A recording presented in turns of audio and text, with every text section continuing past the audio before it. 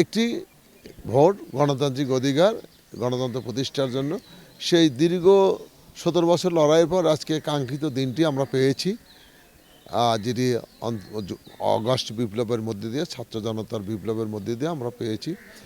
অন্তর্বর্তীকালীন সরকার আজকের যে ভোটটি আমাদের জনগণের কাঙ্ক্ষিত ভোটটি আজকে সুযোগ করে দিয়েছেন, সেজন্য আমরা ধন্যবাদ জানাই। তো এই অধিকারটা আমাদের দীর্ঘদিনের একটা অধিকার আদায়ের ছিল, যেটি আমরা আজকে প্রয়োগ করতে সক্ষম হলাম।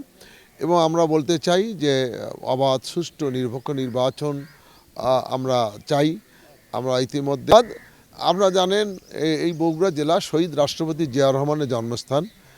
এটি আমাদের বিএনপির চেয়ারম্যান জনাব তারেক রহমানের জন্মস্থান এবং আমাদের দেশনেত্রী বেগম খালেদা জিয়া, তিনি বাংলাদেশের তিনবার সফল প্রধানমন্ত্রীর দায়িত্ব পালন করেছেন। তিনিও সবসময় এই আসন থেকে নির্বাচন করেছেন এবং বাংলাদেশের সর্বোচ্চ ভোট পেয়ে নির্বাচিত হয়েছেন।